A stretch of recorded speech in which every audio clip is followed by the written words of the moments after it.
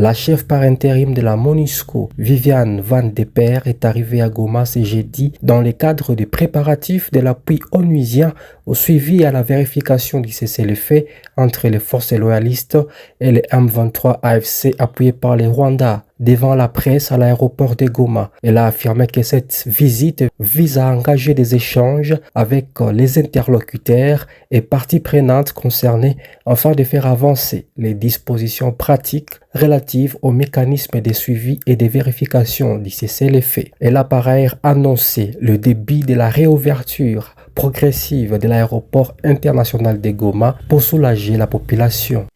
Il y a plus d'un an, le 26 janvier 2025, j'étais dans le dernier avion à atterrir à l'aéroport de Goma.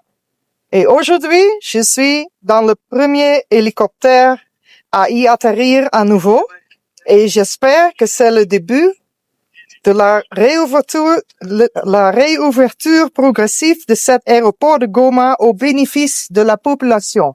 La MONUSCO est mandatée pour soutenir un cessez-le-feu permanent, notamment à travers sa participation et son appui au mécanisme conjoint élargi de vérification plus, MCVE plus. La MONUSCO déploiera une première mission de reconnaissance aérienne à Uvira. Ma visite vise à échanger avec les interlocuteurs concernés et à faire avancer les préparatifs concrets.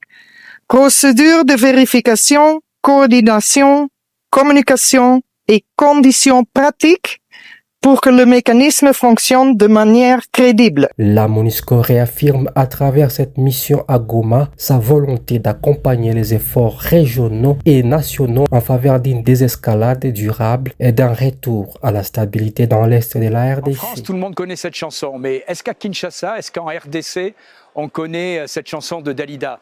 Paroles et paroles et paroles et encore des paroles. Et en un an, c'est un peu ce qui se passe au Parlement européen, ici à Strasbourg.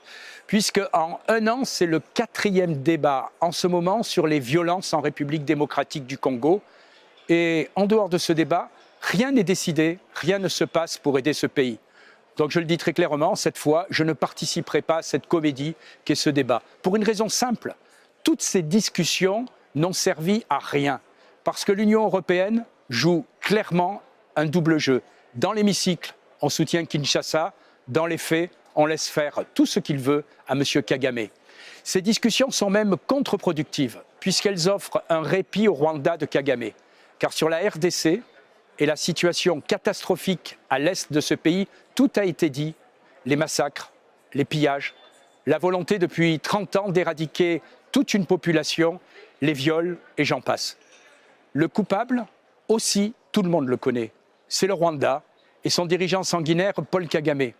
D'ailleurs, le Parlement européen a adopté il y a un an, quasiment jour pour jour, le 13 février, un texte sur les violences dans l'est de la République démocratique du Congo, où figurait une demande très claire de la quasi-majorité des parlementaires en demandant aux institutions de l'Union européenne de sanctionner les hauts responsables du Rwanda.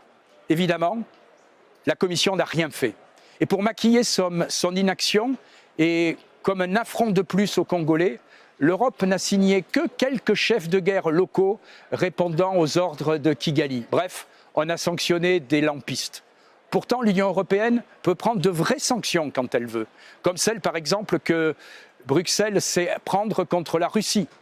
Il faut interdire les visas pour les dignitaires rwandais, geler leur avoir et annuler les partenariats européens qui nous lient à Kigali. Mais voilà, dès qu'il s'agit de la République du Congo, l'Union européenne considère qu'il est acceptable de massacrer des centaines de milliers d'Africains, de piller ses ressources sans que ça ne dérange personne, sans qu'on ne prenne aucun acte réel. Rendez-vous compte, l'Union européenne n'a toujours pas annulé son accord de 2024 avec le Rwanda sur les approvisionnements en matières premières, alors que toute la communauté internationale a prouvé que ces matériaux rares sont volés par Kagame et le Rwanda à la population congolaise. Ce double jeu de l'Union européenne doit cesser. Cette hypocrisie devient inadmissible. Ça doit cesser immédiatement car ça commence vraiment à devenir suspect? Pourquoi tant de complaisance dans les institutions européennes pour Kigali? Va-t-on découvrir un jour à Bruxelles un Rwanda Gate comme on a découvert le scandale de la corruption du Qatar Gate? Alors si l'Europe veut dissiper tous ces soupçons, la seule réponse crédible de la Commission européenne, ce sont des sanctions dures et efficaces contre le Rwanda, contre Kagame, contre sa famille. Car sans acte, les paroles de l'Europe ne sont toujours que des paroles. Le débat derrière moi continue, mais rien ne le suivra. C'est assez si on respecte un tout petit peu les Congolais et les massacres qu'ils subissent.